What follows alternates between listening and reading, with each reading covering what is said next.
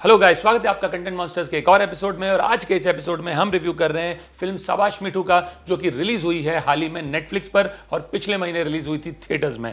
ये मैदान देख ले, ये भी जिंदगी की तरह है। यहाँ सारे दर्द छोटे हैं, बस खेलना बड़ा है।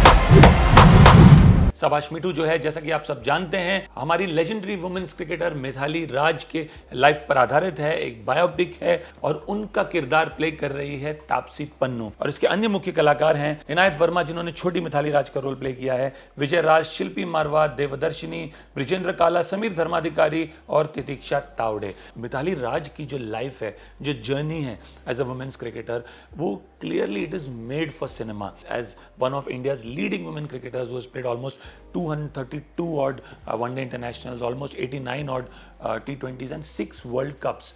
और जैसा कि मैंने कहा, उनकी लाइफ ही ऐसी है जिसमें फिल्म बननी ही बननी थी। उतनी रोचक, the struggles that she may have gone through, the difficulties that she may have gone through as a women's cricketer, जहाँ पे अर्लियर वुमेन्स क्रिकेट को इग्नोर किया जाता था, टू दिस स्टेज जहाँ पे women's cricket gets a lot of limelight. लोग actually रुक के देखते हैं हमारी वुमेन्स क्रिकेट टीम के world cup matches, and this entire journey is such that one would have love to see on celluloid. तो क्या ये फिल्म जस्टिस करती है मिताली राज की क्रिकेटिंग जर्नी को? क्या ये फिल्म ब्रिंग अलाइव कर पाती है सक्सेसफुली इस आइकॉनिक और लेजेंडरी क्रिकेटर के क्रिकेटिंग करियर को? मेरा आंसर है एक रिसाउंडिंग नो। बिल्कुल नहीं कर पाती। सबसे पहली बात तो इसमें कई सारे वो स्टैंडर्ड ट्रोप्स हैं एक वुमेन स्पोर्टिंग फिल्म के, जो कई दूसरी फिल्मों में आ चुके हैं। प्रॉब्लम यह है कि अब ज़माना बदल गया है। अब उस तरह की अगर आप फिल्म या बायोपिक ही बनाओगे तो मज़ा नहीं आएगा ऑडियंस को। अगर हम देखें तो वुमेन स्पोर्ट्स के अराउंड कौन सी फिल्म्स आई है रिसेंट पास्ट में? Chak De India comes first to mind, जहाँ पे वुमेन्स हॉकी टीम को वो रिस्पेक्ट नहीं मिलता था और किस तरह से वो ओलंपिक्स में गोल्ड जीत के आती है टीम के लिए। एक तो वो फिल्म थी। एक पंगा थी जिसमें कंगना रनौत एक कमबैक करती है कबड्डी टीम में। एक दंगल थी विच इज़ अबाउट रेसलिंग और किस तरह हरियाणा की लड़कियां इंडिया का प्राइड बन जाती है। The way they go about wrestling and bringing India glory. So ये 3-4 फिल्में जो है अराउंड वुमेन स्पोर्ट्स ये जहन में आती है। अब किस तरह से शाबाश मिठू उन्हीं स्टैंडर्ड ट्रोप्स में फंसती है। जैसे कि जब मिताली राज इंडियन टीम में आती है, वही स्टैंडर्ड ट्रोप, इंडिया के भिन्न भिन्न जगहों से लड़कियां आई हुई है। They have a hostile attitude towards her because वो अंग्रेजी में बोलती है और बाकी लड़कियां नहीं।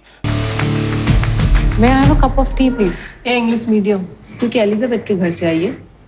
सभी का बैकग्राउंड अलग है, सभी की जर्नी अलग है। वही स्टैंडर्ड एक लड़की जो उसकी दुश्मन बन जाती है, and more than the team वो सोचती है किस तरह से मिताली उससे ज़्यादा रन ना बनाए। तो ये सारी चीज़ें हम चकदे में देख चुके हैं। कुछ भी उस तरह से नयापन नहीं है। इनफैक्ट चकदे में भी जब हॉकी ऑफिशियल वुमेन्स टीम का मैच देखते हैं और वो कहते हैं ये लायक नहीं है भेजने के, तब वहाँ पे मेंस टीम और वुमेन्स टीम में मैच कराया जाता है और यहाँ पे एक सिंबॉलिक सारी लड़कियाँ अपना जर्सी उनके टेबल पे फेंक के निकल जाती है।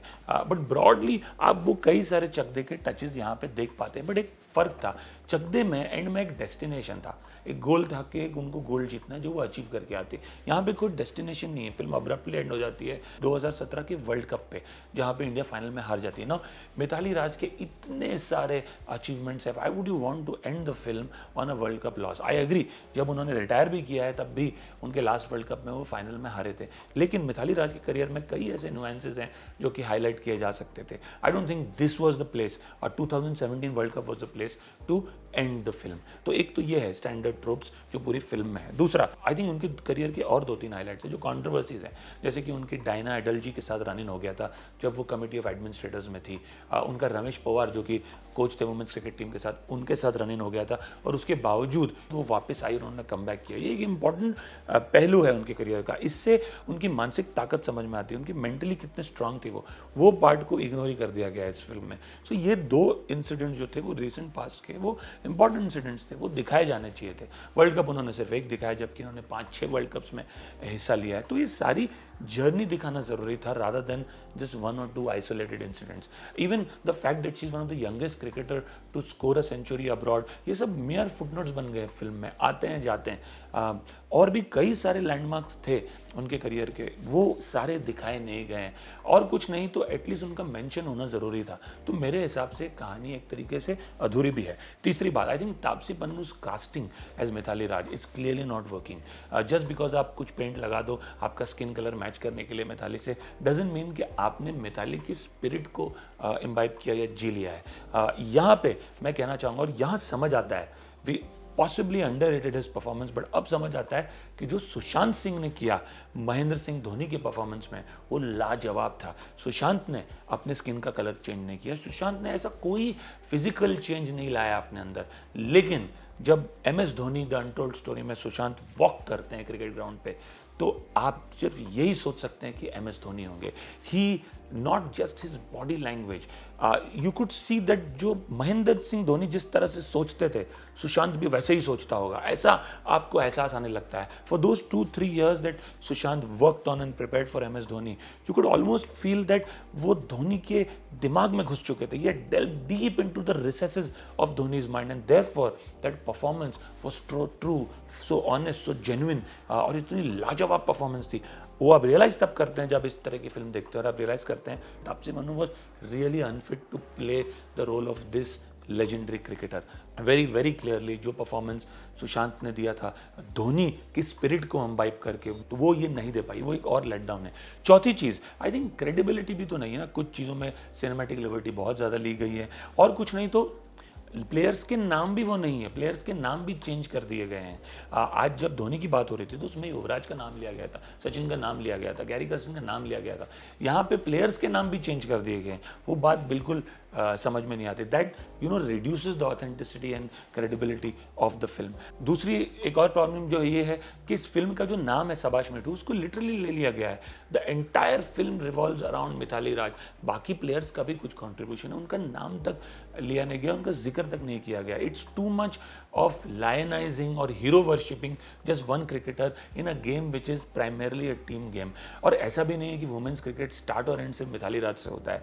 आज डायना एडलजी है, अंजुम चोपड़ा है, इन्होंने बहुत की रोल्स प्ले किए वुमेन्स क्रिकेट में, और अब रिसेंटली हरसिमरत कौर, स्मृति मंधाना, झूलन गोस्वामी, इन सब ने भी एक इंपॉर्टेंट रोल अदा किया है, उनके भी नाम मिसिंग है, तो वो थोड़ा ऑड लगता है। Too much hero worshipping, too much focus on one individual, also in fact takes away from that individual itself, because I am sure Mithali Raj के जीवन में, क्रिकेटिंग करियर में कई लोगों का कॉन्ट्रीब्यूशन रहा होगा, ना कि सिर्फ उनका या कोच संपत का जो दिखाया गया है। सो ये चीज़ें इस फिल्म को हैवीली लेट डाउन करती है। कुछ चीज़ें हैं जो आपको दिल को छूती है, जैसे बचपन में जो मिताली राज का कैरेक्टर प्ले कर रही है नायत, उसका और नूरी की दोस्ती, वो एक इंपॉर्टेंट है। मिताली राज का जो रिलेशनशिप है अपने कोच के साथ, जिसका रोल बहुत बढ़िया निभाया है विजय राज ने, वो आपके दिल को छू जाता है। तो ये 2-3 चीज़ें हैं जो आपके दिल को छूती भी हैं, लेकिन by and large this film is a huge let down.